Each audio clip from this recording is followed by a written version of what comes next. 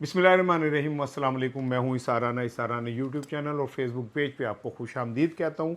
आज सोमवार है, 9 ज़िलक़अद 27 अप्रैल और 15 विसाख हफ्ते का पहला दिन है और अल्लाह ताला ये हफ्ता आपके लिए खैर बरकत का बायस बने। मेरी बहुत सारी दुआएं आप लोगों के साथ हैं, हमेशा होती हैं मेरी दुआएं आपके साथ। और मुझे ना एक हमारे कोई दोस्त हैं, उन्होंने एक मैसेज किया है इस जहाँ आप लोग कमेंट्स करते हैं ना वहाँ पे, और उन्होंने जनाब दरख्वास्त की है कि उनकी जो बेटी है वो शेख सैद हॉस्पिटल में ज़ेर इलाज है। तो उन्होंने कहा कि भाई आप ना उनके लिए दुआ करें। यकीन करें मैं बड़े सच्चे दिल से ये दुआ कर रहा हूँ। और ये भाई का नाम है साजिद हाशमी साहब। हाशमी साहब, मैं आप सच्चे और मुझे यकीन है आप लोग भी आमीन कहेंगे। और ये फैमिली यार, फैमिली यार, कोई नहीं, पॉलिटिकल बातें भी होती रहती हैं लेकिन अपने एक दूसरे के दुख सुख साझे जो होते हैं उनको भी ज़रा देख लेने में कोई हर्ज शर्ज नहीं है। सलामत रहें, आबाद रहें। आज के जो मेरा वीलॉग है ना, उसमें बड़ी इंपॉर्टेंट चीज़ क्या ये हफ्ता इमरान खान के सियासी कैरियर के लिए बड़ा इंपॉर्टेंट है, बहुत इंपॉर्टेंट है। ये समझ लें कि मैं ये समझता हूँ कि उनकी सियासी जदोजहद वो तो खैर हिस्ट्री में लिखी गई, कलम तोड़ लिखी गई, वो भी हो गया। ये लाइट ऑन कर देना भाई, मैं भूल गया था, ये वाली यहाँ से साइड से होगी। लेकिन इसके बावजूद भी भाईजान मैं आपको एक बात बता दूं कि ये हफ्ता पॉलिटिकली उनकी जो सियासी कैरियर है उसके वाले से क्यों अहम है, ये मैं आपसे डिस्कस करूंगा। दूसरी बात यह कि तैयारी फाड़ लो भाईजान, सारे बेल्टा कस लो, इस जुम्मे को एक बम और गिरने जा रहा है आप पे। अल्लाह रहम करे, पाकिस्तान के ऊपर ये बम गिरने जा रहा है। और ऑलरेडी बड़े छोटे छोटे शुरलियाँ चढ़ियाँ ने चल चुकी हैं, लेकिन ये बम क्या है और पाकिस्तानियों की ज़िंदगी पे इस पर क्या असरात मुरतब होंगे, इसके ऊपर मैं बात करूँगा। लेकिन इससे पहले एक इम्पॉर्टेंट चीज़ ये कि ट्रंप के ऊपर जो हमला हुआ और ट्रंप के ऊपर हमले के बाद पूरी दुनिया के अंदर ये हुआ कि ओहो हो ट्रंप साहब पे हमला हो गया। लेकिन ये जो हमला हुआ है भाई, इसमें ट्रंप साहब ने उसके बाद किया कि मुझे ऐसा लगता है कि मुझे ईरानी जंग जीतने से रोकने की कोशिश हुई है। कहते हैं मुझे नहीं पता कि ये हमला उसका हिस्सा है या नहीं, लेकिन बहरहाल जिस शख्स ने ट्रंप पे हमले की कोशिश की 50 गज दूर था जब उसने फायरिंग की गोली से, एक बंदा ज़ख्मी भी हुआ है। और ये जो हमला आवर है ये जनाब 31 साल कोल टॉमस इसका नाम है और ये कैलिफोर्निया के इलाके टोरेंस का रिहायशी है। शुक्र है क्रिश्चियन है, मुसलमान नहीं है, नहीं तो पता नहीं साढ़े खाते की पै जाता। अच्छा, इससे पहले जैसे ये वाक़या ओ हो पाकिस्तान में क़यामत मच गई जनाब। वो फ़ौरन ये इज़हार मज़म्मत वज़ीर आज़म साहब, सदर जरदारी, कायम मुकाम सदर गिलानी, स्पीकर पत्र किसे चेयरमैन सेंटर बस नहीं चल रहा था इनका कि तेन तेरियां लगियां सानू लग जान यार, तेरी मौत आई सानू आ जाए। यहाँ तक मुझे लगता है ये इन्हें कहना पड़ जाता। ट्रंप पे एक हमले के ऊपर जो अभी हुआ मुकई वकूआ पजीर हुआ था तो इतने काम शुरू किए। इन लोगों ने कभी एक दफ़ा ताज़ियत की कि ईरान में 150 बच्चियों को स्कूल के अंदर मार दिया गया और वो ट्रंप की फायरिंग से मरा या इसराइल की फायरिंग से मरा। एक दफ़ा ताज़ियत की कि आयतुल्ला साहब को कत्ल किया गया। क्या इन लोगों ने जो चुक चुक के फटाफट ताज़ियत कर रहे हैं, मजम्मतें कर रहे हैं, इन्होंने एक दफ़ा भी ये कहा कि जनाब अली ये जो 150 मासूम बच्चियों को कत्ल किया ट्रंप ने, जिसके लिए आप कह रहे थे आलमी अमन अवार्ड दिया जाए, जिसके आप कह रहे थे कि ये मसीहा है, ये निजात दहिंदा है, कोई एक दफ़ा भी किया? इतनी गुलामी हो गई यार, इतने नीचे लग गए, थल्ले लग गए, ऐसी इतना खौफ है हमें तो मुझे तो आई एम सॉरी, मुझे सख्त लफ्ज़ हो जाएगा, छो मैं की कह रहे कि हम वो लोग ना दे मुसलमान ने नहीं, अदरवाइज ये जिसकी पूजा करते हैं वो पूरी दुनिया को समझ आ रही है किसकी पूजा कर रहे हैं, क्या हो रहा है। ट्रंप साहब को आप अगर वो वीडियो देखें ना, वीडियो में आपको एक दिलचस्प बात नजर आएगी कि जो सिक्योरिटी वाले पहले उन्होंने जे डिफेंस को फड़ के लेके गए ने गिचियों, फिर ट्रंप की डंडा डोली किए, उसे घसीट के ज़मीन पर घसीटते हुए लेके गए। औकात है थोड़ी, इतना जान का तुम्हारे खौफ है। और उन लोगों को सोचें जो रात को ट्वीट करते हैं कि मुझे पता है सुबह शहीद हो जाऊंगा मैं, उनसे आप मुकाबला करने चले में, उन्होंने थोड़ा मैच है। अब जो इस के बाद जो अमेरिका में एक नई डिबेट शुरू हुई है कि ट्रंप साहब अपनी तमाम तर साख खो चुके हैं पॉपुलैरिटी ज़ीरो हो गई है, लोग नफ़रत करने लग गए, मकबूलियत गई पांडे में, लोग आपसे नफ़रत करते हैं। ईरान के साथ जंग में शिकस्त आपके मुंह पे मली जा चुकी है कालक। तो अभी महल जून के अंदर मिड टर्म इलेक्शन है अमेरिका में, और अगर उसमें रिपब्लिकन हार गए तो ट्रम्प की छुट्टी कार। उससे पहले ये एक स्टंट किया गया है ताकि ट्रम्प की थोड़ी पॉपुलैरिटी जो है वो बहाल हो। लोग कह रहे हैं कि जी ये इतने ज़्यादा जितने चिड़ी पर नहीं मार सकती, एक बंदा 3-4 गने लगा के पहुंच गया और अंदर जाकर उन्हें फायरिंग भी करती, और उनके एहलकारों को हमें हमारे तक भेजें। देखें अभी अमेरिका में सिर्फ ये होता है कि कोई बंदा चलते चलते कहता है यार ऐसा कर रहे हैं, परसों हम पाकिस्तान का जाने का सोचते हैं, ऐसे पिंडी इस्लामाबाद बंद हो जाते। वो बेचारे इंसान ही नहीं है, उनकी कोई इंसानी हकूक़ ही नहीं है, उनकी कोई ज़िंदगी नहीं है, बहुत चली जा रहे हैं। बहरहाल वो जो बंदा पहुंच गया और जाके खैर उन्होंने फाड़ लिया। आप अमेरिका का अगर माजी उठा के देखें ना, इस तरह के आपको 10,000 ड्रामे मिलेंगे। इस ट्रंप ने इलेक्शन से पहले भी ये स्टंट किया था, और आपको याद होगा 9/11 वाला भी, कि क्या हुआ। आज दुनिया मान रही है कि 9/11 सिर्फ मुसलमान मुल्कों को तबाह करने और उन पर कब्जा करने के लिए किया गया था। क्लियर हो गया, सबको पता चल गया। अब ट्रंप का आप जहनी खनास मुलाहिजा करें, कहता है कि हम चीन पे पाबंदी लगाने जा रहे हैं क्योंकि हम इस वक्त दुनिया के रहबर हैं। ईरान ने कहा पाए अकल करो तो इन्हें छितर पै गए, फिर रहबर हैं हम रहबर हैं। दुनिया का आलमी निज़ाम की क़यादत अब चीन ने करनी है।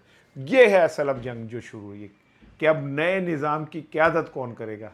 अमेरिका अपनी साख खो चुका, नेटो उससे दूर चला गया, लोग उससे नफ़रत करते हैं, अमेरिका के ऊपर $1 ट्रिलियन का वैसे ही कर्जा है। उसके बाद इस जंग ने इनका बेड़ा गर्क कर दिया।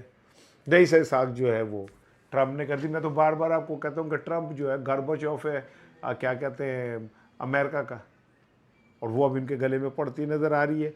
आए थे इराक़ची साहब थोड़ी देर के लिए, आधा घंटे के लिए पाकिस्तान होके चले गए, और पाकिस्तान ने उन्हें कहा कि जी हम राहदारी देते हैं, आप अपनी चीज़ों में से भेजने के लिए आप की करें। एक अच्छे इक़दाम है, हम ईरानी भाइयों के साथ खड़े। लेकिन गैस पाइपलाइन लेंदे सानू की पै जाता है, क्यों नहीं हम गैस पाइपलाइन लेते, हम उन्हें राहदारी तो दे रहे हैं, उनसे कहें ले आओ, वो अब तो मौका है, अमेरिका भी नहीं बोल सकता। बहरहाल जनाब ये सारी सूरत है। अब आ जाए इमरान खान साहब की तरफ। हाँ, उससे पहले मैं आपको बता दूं कि इस जुम्मे को वज़ीर पेट्रोलियम साहब फरमाते हैं कि 50 या 55 रुपए की लीवी पेट्रोल पे लगेगी, मतलब समझो 50 रुपये और बढ़ गए। इत्थे रख मलंगा, यानी जो कौम भूखी मर रही है, नंगी फिर रही है, जिनके पास खाने को नहीं है, जिनको बिजली के बिल नहीं मान मई के, उनको 55 रुपये और डाल देंगे। अफगानिस्तान जैसा टूटा फूटा मुल्क जिसे हम कहते हैं दहशत गर्द हैं, जिसे हम कहते हैं कि जनाब उनके पास खाने को कुछ नहीं है, वहाँ 0% पेट्रोल की कीमत बढ़ी है। श्रीलंका में 1% बढ़ी है, बांग्लादेश में 2% बढ़ी है, ऐसी 20% बताती है। और अभी हमें चैन नहीं आ रहा। $2 अरब का लाहौर में फिल्म सिटी बनेगा। पता नहीं तुझे, भाई ठीक है, आपको कैमरा पसंद है, आपको 8-8 कैमरे शूट करते हैं भाई, आप सबकी माँ है, माँ साहिबा। लोग यहाँ लाहौर में उनकी हालत देखें, सड़कों के ऊपर फैमिलियां खड़ी हैं, बुरके लगा के ऐसे करके हाथ जोड़ के खड़े हुए भूखे मर रहे हैं। आपको मैं फिल्म के खिलाफ नहीं हूँ भाई, मैं क्लियर कर दूँ, मुझे म्यूज़िक पसंद है, my passion, music is my passion. मैं आर्ट लवर हूँ। मैं समझता हूँ जिस सोसाइटी में से आर्ट ख़त्म हो जाता है वो सोसाइटी जो है, वहीद मुराद जब तक ज़िंदा था कैसा रोमांटिक दौर था, ठीक है। ओक मुख्य सुल्तान नहीं आ गया गंडासा काट के, आज तक कौम गंडासा नहीं बटा रही है। आप लाहौर में जनाब वो बनाने जाने, वैसे ये कोई नई बात नहीं, कोई कम नवा नहीं करना तुसी। ये बहुत पहले आला जन्नत नसीब करे वो जो स्टेज के अजीम फनकार थे, उमर शरीफ साहब को ज़मीन अलाट हो गई थी कि जी यहाँ पे आप फिल्म अकेडमी और वो बना लें। लेकिन चलो जो भाईजन थोड़ी गल है, तुसी जिस मर्जी करो।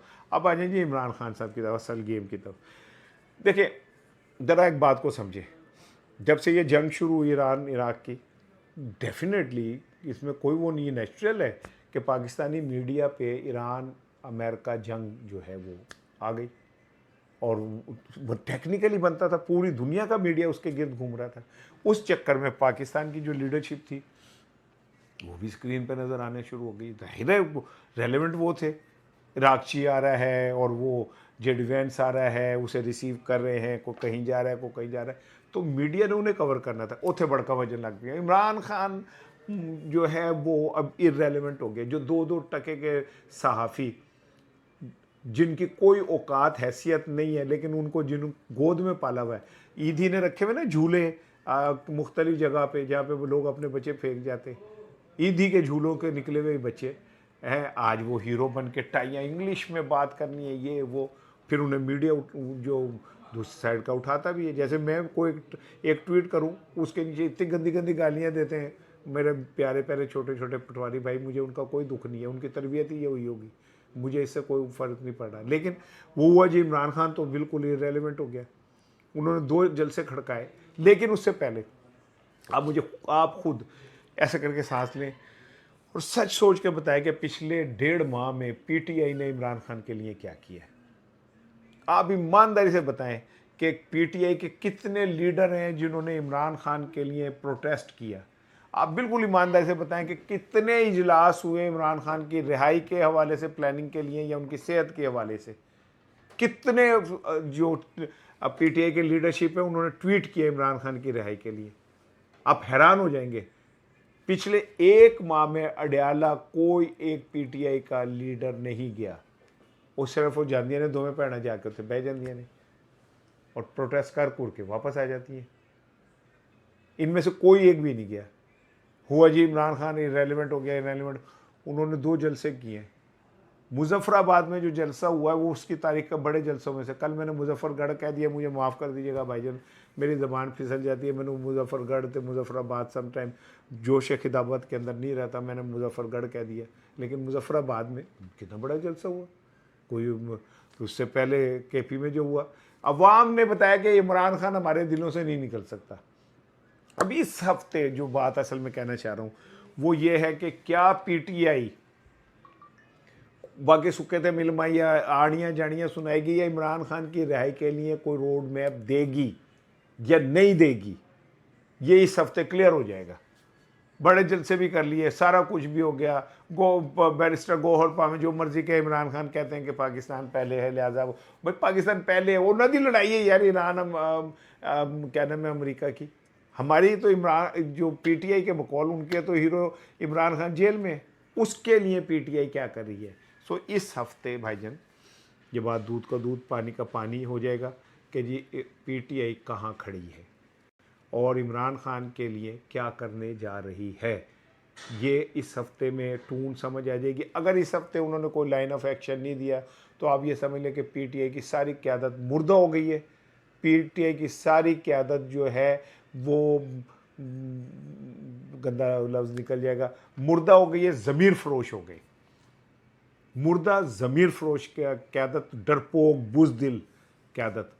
अगर उन्होंने इस हफ्ते इमरान खान की राय के लिए कुछ ना दिया, भाई मैं तो आवाज़ बुलंद करता रहूँगा। मैं समझता हूँ कि इमरान खान को पाकिस्तान के अंदर उसका रोल अदा करने देना चाहिए। वो पाकिस्तान को मुश्किलात से निकाल के बहुत आगे ले जा सकता है। शायद इसीलिए उसको जेल में बंद किया, क्योंकि वो ट्रंप के ज़ख्मी होने पे और वो गोली चलने पे ये नहीं कहना था आय है वो की हो गया, साडा यूँ हो गया और वो हो गया। उसने नहीं तो कहना था, वो तो ट्रंप के सामने भी जूते पे ऐसे करके बैठता था और सारे ट्रंप हाथ मिलाने ऐसे ऐसे करता है, ऐसे ऐसे। एक तो पता नहीं उन्होंने केड़ा कलाशन कोफ चलांदा, AK-47 चलांदा शौक हो ऐसे ऐसे इमरान खान वो। और वो बेचारे सदरूर ये वो कमज़ोर जेते होंगे ने। मुझे डर है किसी दिन जरदारी साहब हाथ मिलाएं, वो हाथ खींचे हाथ ही रह जाए। उन्हें खान ने ऐसे हाथ मिलाया, दूसरा हाथ उसका यहाँ से पकड़ा, उन्होंने कहा बच्चे जिस स्कूल में तू पढ़ता है ना वहाँ मैं उसका प्रिंसिपल हूँ। इस लेवल के लोगों को इमरान खान कैसे वारा खा सकता है। एनीवे इमरान खान के लिए ये हफ्ता मैंने आपको बता दिया है, बहुत अहम है। नहीं होगा तो मैं तो रोज़ भाईजान क़यादत में अब लान तान करांगा, भाई मैं तो करूँगा साफ बात जो है। मुझे पीटीआई मेरे लिए तो इमरान खान है। मैं और इमरान खान भी मैं इसलिए इमरान खान के साथ हूँ कि पाकिस्तान की जमहूरियत की बका की बात कर रहे हैं। वरना इमरान खान खुदा ना खास्ता, अल्लाह ना करे, अल्लाह ना करे, अल्लाह ना करे, अगर इमरान खान खुदा ना खास्ता नाकाम होता है तो पाकिस्तान में डेमोक्रेसी अल्लाह हाफिज़ 28वीं तरमीम आ जाए, मेरी गल तुहानू समझ आ जाएगी। हमारे यार इकरार भैया के साथ बहुत बुरा हुआ है। वो इकरार भैया कहते हैं कि जी उन कहीं एयरपोर्ट पे बड़ी वीडियो वायरल हुई है, तो वो जो एहलकार था उसने कहीं कह दिया कि है भी जवाद वांग की तरह जलील होगा। इकरार सब चढ़ गए उसके ऊपर। और उन्होंने उनकी टिका के वो की। मैं इकरार साहब को इस जुमले पे एतराज़ था कि जी ये भी जवाद की तरह जलील होगा। उन्हें एतराज़ ये था कि होगा का क्या मतलब, मैं हो रहा हूँ भाई, तुझे क्या होगा भाई, होगा नहीं, मैं हो रहा हूँ। मैं जहाँ पे भी जाता हूँ मुझे यही होता है। मैं देख रहा था इकरार साहब का कहीं इस्तकबाल हो रहा था, नहीं जवाद अहमद का इस्तकबाल हो रहा था। यकीन करो जितने लोग उसके साथ थे ना, इससे ज़्यादा लोग तो, कोई लोग लूडो खेल रहे हो ना तो खड़े होकर लूडो देखने खड़े हो जाते जितना। और वो उस पर भी फख्र कर रहा था कि उसने दुनिया के सबसे बड़े जलसे से खिताब कर लिया। वो इतने लोग तो अमूमन वाशरूमों के बाहर सड़क पे जो होते हैं ना, वहाँ खड़े होते हैं 10-10 रुपए का टोकन लेके। जवाद अहमद साहब के जलसा जितना बड़ा था। अब इकरार साहब के साथ जो हो गई वहाँ पे, हौसला करो ना इकरार साहब, आप सियासतदान हो, आप माशाल्लाह खुद को सियासतदान कहते हो, हौसला करो ना, हिम्मत करो लोगों की बात सुनने की। तुम में तो इतनी हिम्मत नहीं है कि तुम एक बंदे की बात सुन सको।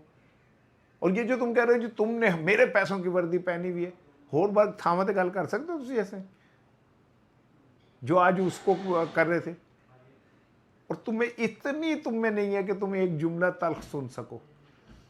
ये तुम्हारा टॉलरेंस लेवल है, ये लेके तुमने आगे बढ़ना था। खैर मैं तो आपको खुदा की कसम में आपको सियासतदान समझता ही नहीं हूँ। मैं तो वो समझता हूँ जैसे फिल्मों के अंदर अमूमन किसी को कोई रोल मिल जाता है और वो करना शुरू कर देता है। एक फिल्म में मस्ताना, एक ड्रामे में नवाब का रोल कर रहा था, तो कभी मानुल्लाह उसे ऐसे खींच लेता था, कभी सुहेल अहमद। तो उसने एक जगह कहा यार मैं इस ड्रामे च नवाब है तुसी मैनू वही ले रहे हो जो मैं असली च है। तो इकरार हसन के साथ खैर बहुत वो हुई, उन्हें समझ आनी चाहिए, लोग उनसे बड़ी मोहब्बत करते हैं। जिथे जाते हैं लोग उन्होंने लब लब के गाला और लब लब के बुरा कहते हैं, लब लब के बुरा कहते हैं, लब लब के बुरा कहते हैं। तुम्हारा मैंने ये नहीं कहा। अच्छा ताहिर अशरफी साहब के साथ भी लंदन में लोगों ने उन्हें पकड़ लिया। जितने मैंने समझ नहीं आती कि यार मैं तो कामों की नहीं जा सकता, खुदा दी कसम है। मेरे को मैंने कामों की जाना हो ना तो मैं पैसे गिनता हूँ कि ये बस आने जाने का पेट्रोल इतना लगेगा, स्टे ये वो। यार ये लंदन कैसे चले जाते हैं, मुंह चुकते जिसे देखो लंदन पहुंचे हुए। लंदन इनके लिए ऐसे हो गया जैसे कोई पत्तों की है, जैसे एक शिकारपुर है कोई है।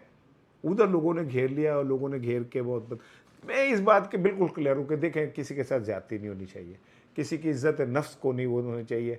आप किसी शख्स से अगर सियासी डिबेट करते हैं तो वो एक हद में रह के होनी चाहिए। लेकिन ताहिर अशरफी साहब वैसे कौमी असासा भी हैं, हर हुकूमत में वजीर होते हैं सऊदी अरब के कोटे पे। कहा यह जाता है कि इमरान खान साहब की प्रिंस मोहम्मद बिन सलमान से लड़ाई कराने में ताहिर अशरफी साहब का बहुत बड़ा हाथ है। बंदा इमरान खान ने कहीं गुफ्तगू में कुछ जुमला शुमला वो भी तो नहीं ख्याल करता ना, वो भी तो एक अपनी ज़ात में एक अजीब अंजुमन है ना, उन्हें वो परवाह नहीं होती। और उन्हें यही याद नहीं रहता मैं वज़ीर आज़म हूँ। वो उनके अंदर का अपोजिशन लीडर एग्रेसिव मैन जो है ना वो ख़त्म नहीं होता। किधर उन्होंने कोई जुमला किया साहब ने जाके उन्होंने दसता जी तुम कहते, और वहाँ से ही काम खराब वो का लोगों का रिपोर्टेडली ये क्या नाम है कहा जाता है। मेरे पास इसका सबूत नहीं, मैंने भी ऐसे सुनी है। लेकिन जो ताहिर अशरफी साहब आपके साथ हो गई और जो भाई इकरारुल हसन हो गई, इसे थोड़े को बहुता समझे। लोग आपसे नफरत करते हैं, लोग हर उस शख्स से नफरत करते हैं जिसकी शक्ल से टाउटी पनी टपकती है। यही वजह है कि बड़े बड़े टेलीविज़न के ऊपर बैठ के प्राइम टाइम के प्रोग्राम करने वाले अपने आप को जो सहाफ़ी बनते हैं उनके चेहरे पे टाउट लिखा होता है और लोग उन्हें टाउट के नाम से याद रखते हैं। उनके ट्वीट को कोई भी बूस्ट करवा दे, उनकी बातों को कोई बूस्ट करा दे, उनकी औकात इतनी है कि वो 4 बंदों के अंदर खड़े होकर आम आदमी के अंदर बात नहीं कर सकते, क्योंकि लोग उनसे नफरत करते हैं, क्योंकि उनकी शक्ल के ऊपर लिखा है कि तुम टाउट हो, तुम भूपू हो, तुम पैसे के पुजारी हो। और इससे ज़्यादा कुछ नहीं कहूँगा। इंशाल्लाह शाम को बात होगी। अस्सलाम वालेकुम।